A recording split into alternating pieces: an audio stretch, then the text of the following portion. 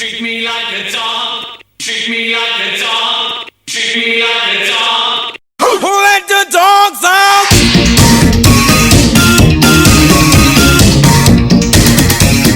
Who let the dogs out? Hi, Dave. It's an absolute pleasure to join. Well, you've probably worked out, folks, that Geraint is Welsh, and I've got a present for you, Geraint. Just give me a second. I'm going to dip down here. You can come here, mate. From my garden. This is no word of a joke. I kept them in all winter. Ah, perfect. Some leeks. Absolutely perfect. So I'm not going to send you them. I'm going to make some leek and potato soup later. So there you go. The Shackcast in all its glory has you're the first person ever to get a present, Geraint, and it's a leek because obviously you're Welsh. Ah, it's absolute privilege. That's not condescending in any way, is it? I thought it's a national something or other. I don't know. Absolutely. National plant. It sits alongside the daffodil. Of course, it was our patron saint day yesterday, so yeah, I know. And happy St. David's Day. Of course, I'm David, and I said to you earlier, with a name like David Thomas Loudon, I should be Welsh. But listen, the reason I've got you on, Geraint, is not to talk about leeks, thistles, rugby, of course, which I would talk to you about a lot. But let's not go there with Scotland and Wales at the moment. Well, I guess we're talking this week. It may not be the case come next weekend. I've been a rugby fan all my years, and I've been to many matches with many teams. In all honesty, I love the Welsh. You're probably my favourite team after Scotland, and I mean that in all honesty. Jerry Kelly, we shout out there from Optizap, they're probably saying that he's my Irish friend in the sector, and Colin Sales from England is a big England fan. And then French, of course, we've got the guys from, any French people in the sector? Yeah, there is. I'll come back to that. There is a Frenchman. I don't know of any Italians. Anyway, we're talking rubbish, Geraint. We've produced the leaks, but the reason I wanted to start with you is because you work for a landlord. You've been doing it for a long time, and I'm on a bit of a campaign. We've got a series of guests coming up on the Shackcast, but you're the first where we're going to talk about getting the basics right in social housing as far as technology is concerned. So my first question to you, Geraint, is where is this? I mean, you work for ADRA, I should have explained, and you've been doing this for a while. But what I'm interested in is what you feel the sector in generally is doing right or wrong as far as getting the basics right with technology. Right. I think what I'll start is with a bit of a past story. So you're right. I've been in housing for coming up to 15 years now. Mm-hmm. Before then, I worked, in document management for pharmaceutical companies. Okay. And it's quite interesting parallel. Systems were quite complicated. There was a whole lot of processes and a lot of customization, configuration, and different organizations had all this very, very complex that they built all their processes around it, and it's very, very difficult to unpick when you need to change something. And then that industry gradually moved and realized actually what we want is something a whole lot simpler. We don't want too much complexity. Yeah. And coming into housing, I saw exactly the same thing. I think we'd be really, really guilty of building our whole business processes or the way we're doing it at the time, because everything changes. You'll get a new exec, a new board, and suddenly the new government whole focus. Yeah, absolutely. And unpicking that is so difficult. And I think we do need a massive simplification, and I don't just mean the systems. I think it's actually us as well, because I think we've all been as guilty as each other of building all this complexity, and we need a bit of a spring clean. It's coming up to spring. Well, that's a really good point, Geraint. I like that concept, and that's what I'm trying to get at. I think we've got carried away with technology recently, trying to be too complex. And in fact, I'd agree with you. I've been in social housing for 20 years now. Before that, I was oil and gas and engineering and telecoms and very commercially driven businesses. But social housing has a real challenge because it's regulated. But you've mentioned about constant change, which doesn't help. But there's certain things I absolutely agree with, that keeping things simple has to be the first lesson from this podcast, and I don't think people are doing that. I think they're getting complicated by getting consumed with technology which rapidly changes in a day, whether it's AI, whether it's IoT, which is all good stuff, and there is a place for that. I don't deny that, Geraint, but what I do think is that people are jumping the gun a little bit with simple things. I come across landlords that are still using whiteboards for void management. You know, and I talk about doom and gloom of spreadsheets, but even a spreadsheet would be better than, I can't believe I'm saying this, even a spreadsheet would be better than a whiteboard. So what are the basics? How do you keep things simple? That's a massive question for you, but how do you keep things simple in a social housing association?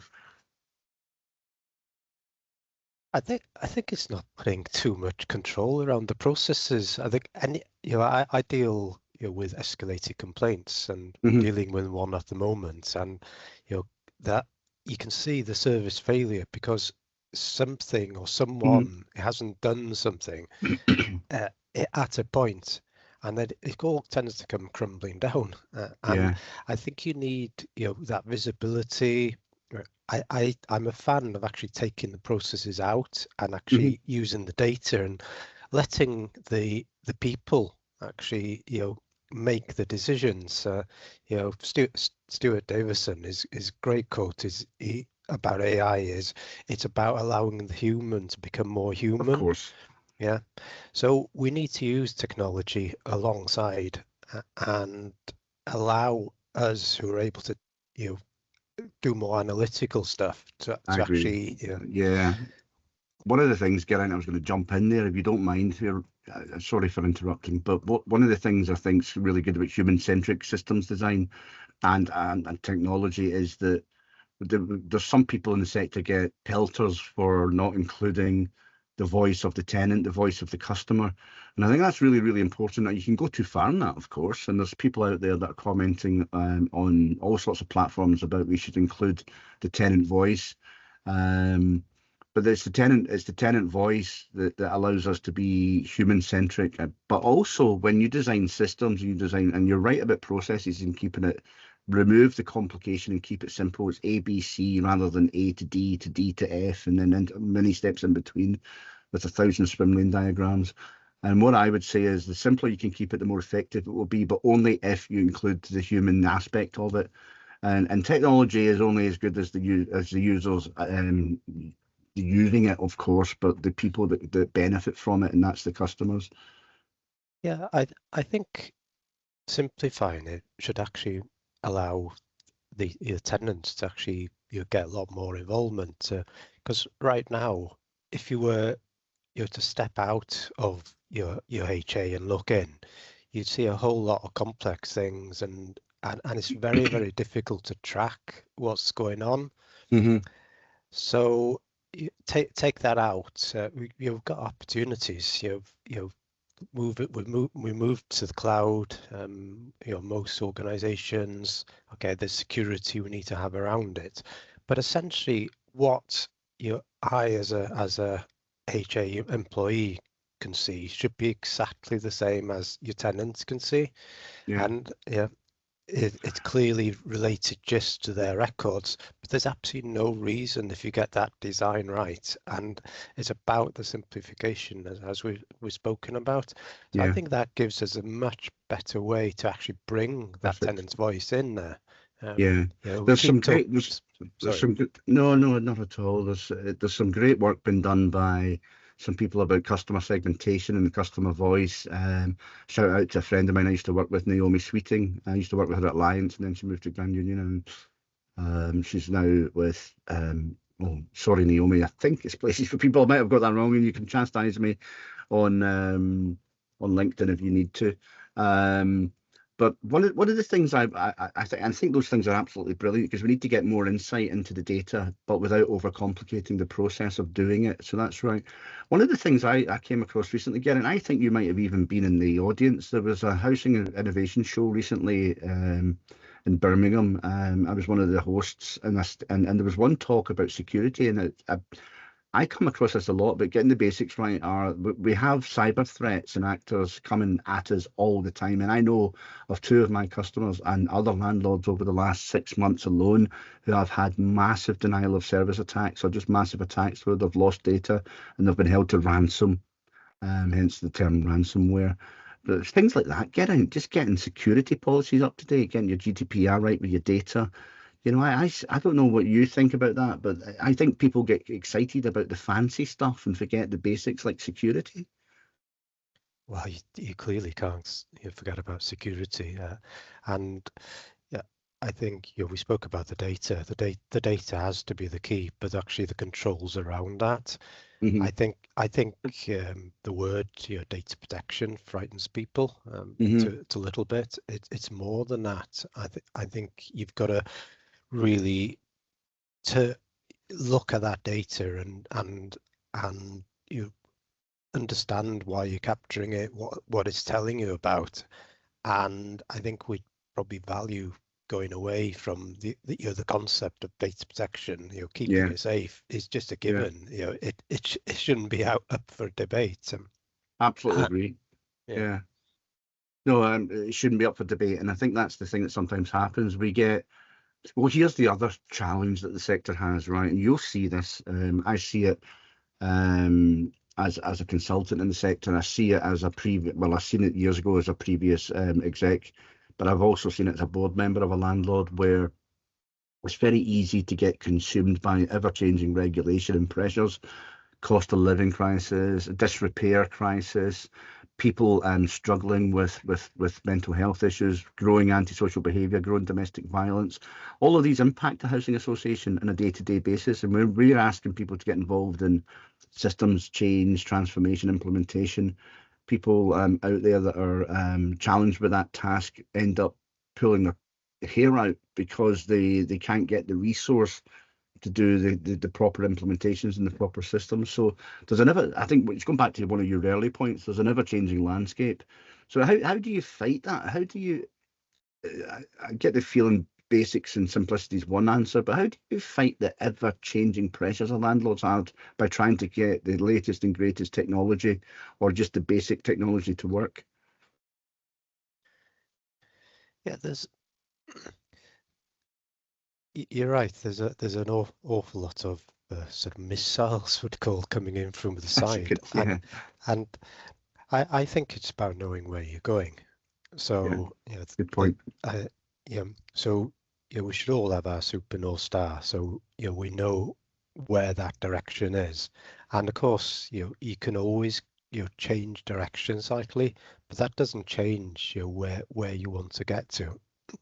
So it's easier said than done, but sometimes you just have to shut out that noise. Say, look, we know where we're going, and I think that ultimate direction, it doesn't need to be set by government. There's a lot of things governments meddle in that they shouldn't, but actually those directions, and maybe a lot of the unblocking needs to come from there. And I don't want to knock what's been done so far. It's a very complex landscape. Mm-hmm. One of the I've seen it. I actually seen this phrase the first time 2 years ago.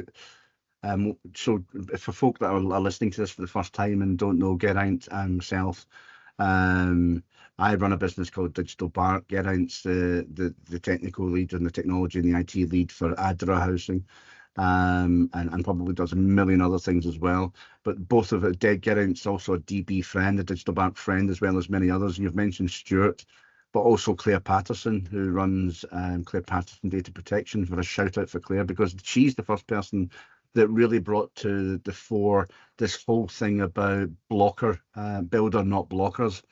And I've even seen the government use it recently. Keir Starmer started to use it. So Claire is responsible for the government using the phrase builder, not blockers.